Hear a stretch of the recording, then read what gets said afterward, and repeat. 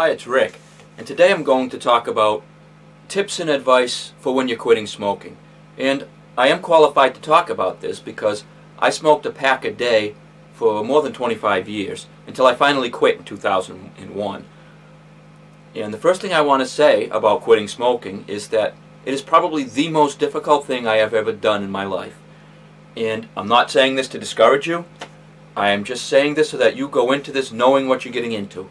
And it is going to be an uphill battle for the first several weeks.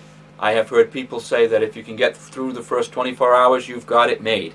And I think those people are well intentioned, but I think if you don't go into this knowing that it's going to be very difficult, you won't get through it. You won't be able to get through it.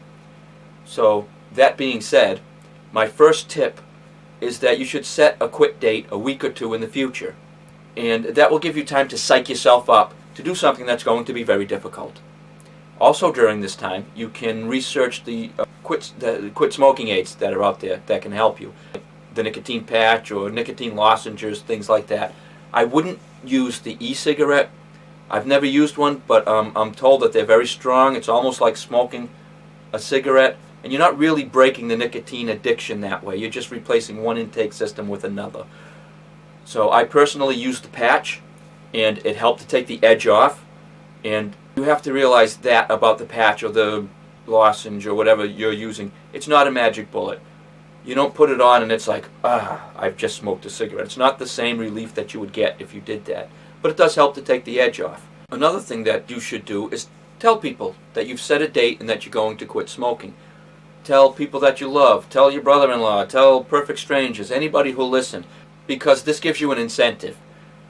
Nobody wants to be that person who says they're going to do something and doesn't do it.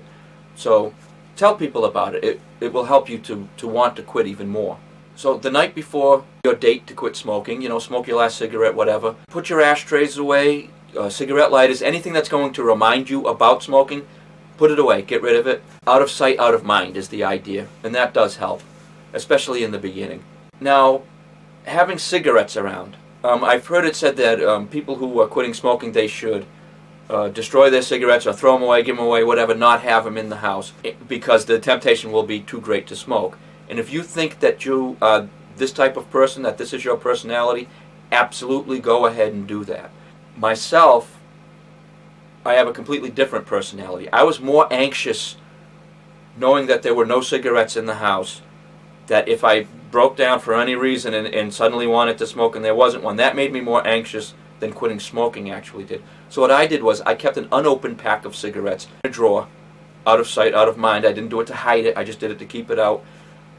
With the knowing that if I opened that pack of cigarettes, it was all over. But just having them in the house made me feel better. So it depends on your personality. That worked for me. Do what you think is best for you.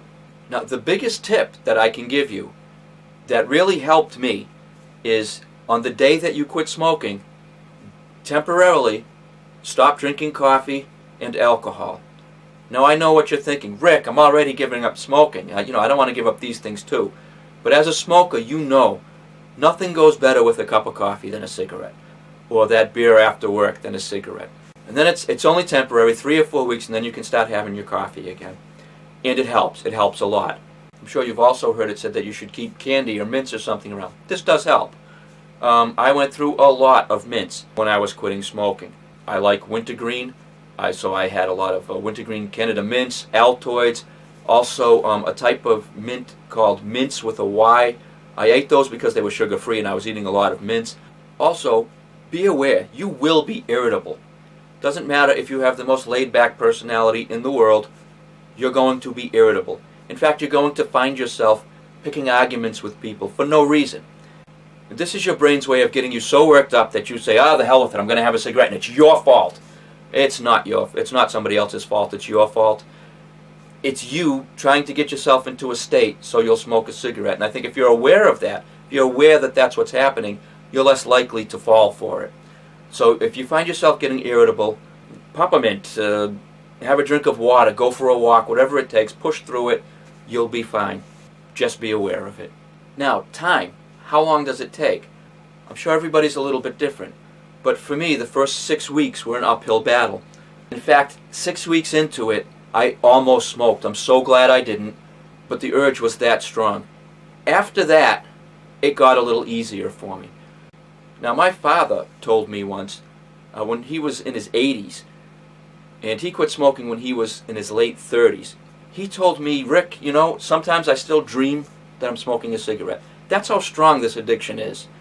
My father hadn't smoked for 40 years or something like that, and he was still dreaming about it. He said he didn't think about it during the day. He never had the urge to smoke a cigarette while he was awake. But somewhere in his mind, there was still that need to smoke, and he was doing it in his dreams. So, cut yourself some slack. You can do it. Now, the holy grail of someone who quits smoking is, when can I go through the whole day and not think about smoking, not want to smoke, whatever. For me, about 3 months. 3 months after I had quit smoking, I was at that point where I could go through an entire day, not worry about it, not think about it. At that time, I considered myself a non-smoker. Even though it's difficult in the beginning, it's well worth it. When you quit smoking, you will feel better. You will breathe easier, and you will smell better. And not just that kind of smell. I mean, you won't stink anymore. You don't realize it if you're a smoker. But people who smoke stink. They have a smell about them. When you don't smoke and someone walks by you that does smoke, you can smell the nicotine on them. It's a very acrid, sour smell. And people who smoke can't smell it because they're used to it. They're in it all the time. But the nicotine gets on your breath, it gets in your clothes, it gets in your hair, and you smell. And when you quit smoking, you no longer do. So that's just one more added benefit. You won't stink anymore. So like breaking any addiction, it's difficult in the beginning. Push through it. You can get through it. You can do it.